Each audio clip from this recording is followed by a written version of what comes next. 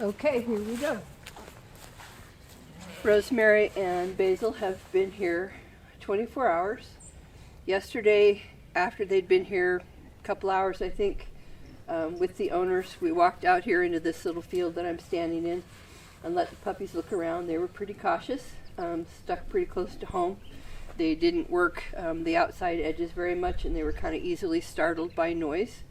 So we only stayed out here in this area about 10 minutes with them, and then we tucked them back in. But as you can see, after 24 hours, they have solid ownership of that piece of ground. They're willing to be away from each other. Their bodies are fast. They're up. There's no concern. They didn't walk out and look left or right and worry about their neighbors. They're ready to come out here again. So we're going to open that gate and let them come out here with me. I have set up 2 adult dogs over here that they have not shared a fence line with yet, so that's going to be new. These 2 dogs over here are their neighbors from inside also.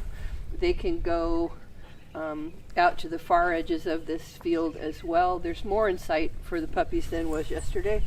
And I expect them to be pretty ready for this, but let's see. Hello, darling dogs. Hello, my darling dogs. Would you like to have an adventure? Would you like to come out here with me? Huh? Oh, this thing is pain, I'm telling you. Maybe you can come out if I can figure out how to do this one. Hi.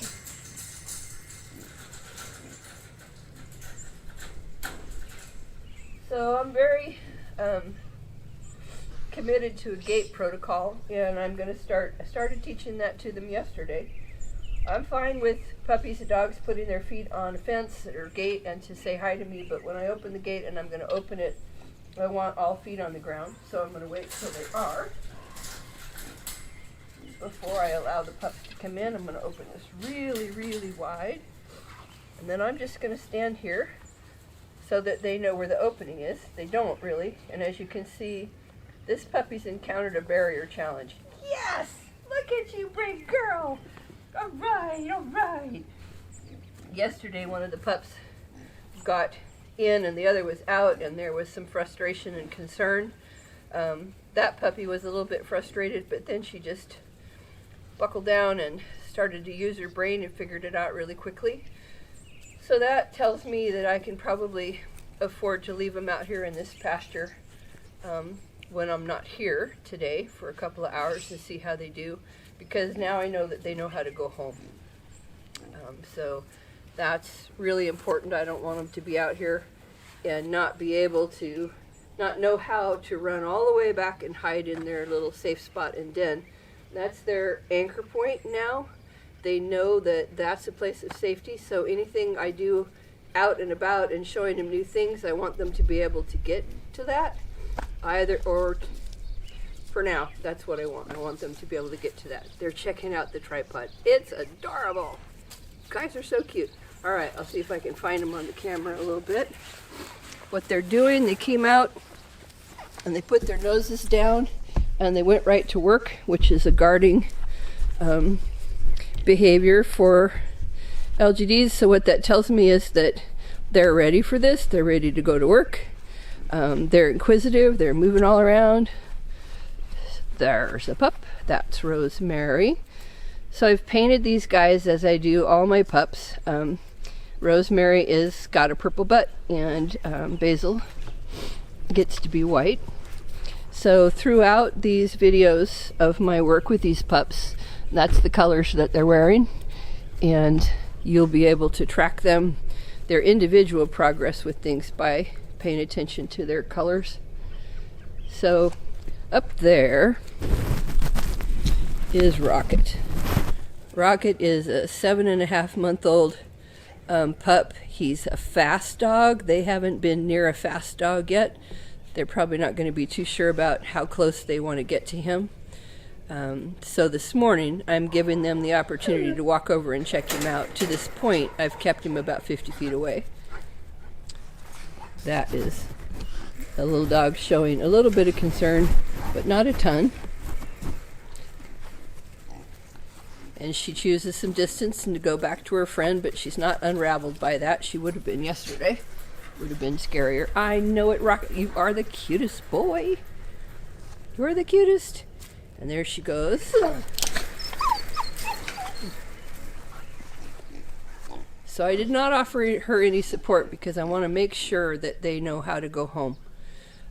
She verbalizes a lot. She does squeaky noises when she's concerned. Of these two pups, she's the mindful pup. Rosemary's a pretty gregarious girl. Basil thinks about everything and considers. She's a little bit cautious, more so than Rosemary, but I think she's more aware of her environment and thinking. Rosemary is kind of a happy bouncy soul. Basil's character particularly appeals to me, so now she's got herself in a corner. See that she knows how to get out of there. There's some frustration. Bounce, bounce. Good girl! Very nice! Little problem solving there. You just did beautifully. Yes, you did. Yes, you did. So, baby talk to dogs. I'm not doing this because I just baby talk to everybody. I don't. Scientific studies have shown that a high-pitched voice can really help puppies feel safe. That's true for human babies as well.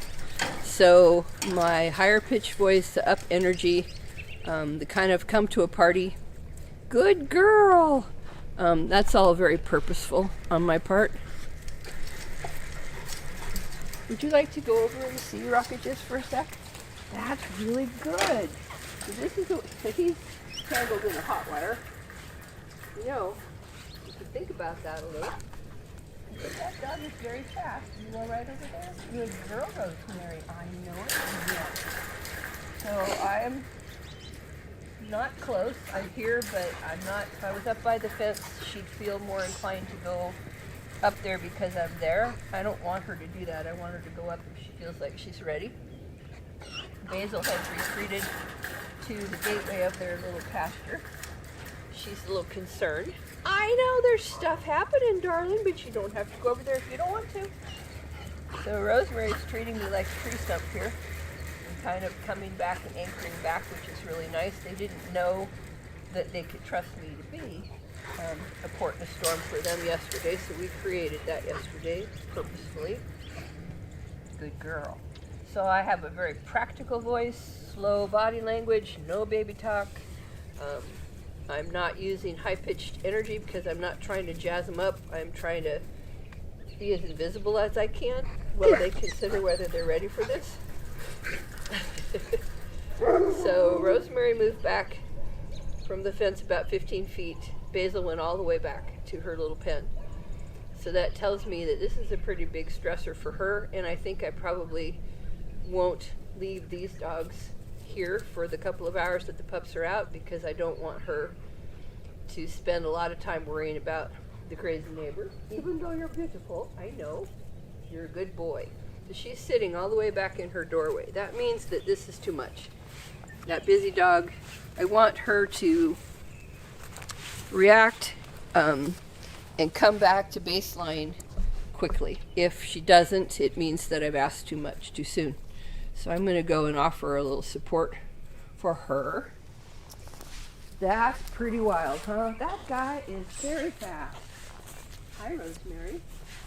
Hello, Miss Basil. How are you? Nice, good girl. How you doing? Do you want to come back out here with me? Too scary, huh? That guy's fast, huh? Yeah. So, the most important thing that I teach any dog is agency. Another way to think of that is to solve puzzles. If I give them the answers, they don't learn skills. So it's a little bit like give a man a fish or teach a man to fish. I want the puppies to know how to support themselves. So Rosemary's able to kind of multitask and look at that busy dock and move back without having to go all the way home. But Basil still isn't. And I will always train to the lowest common denominator. So if Basil's worried, no matter what Rosemary thinks, Basil wins.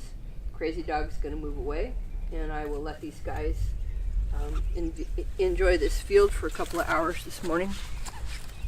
So Rocket and Tulip are over there. Rocket is busy and fast. Tulip isn't, so I probably will put Tulip in this pen and close the gate.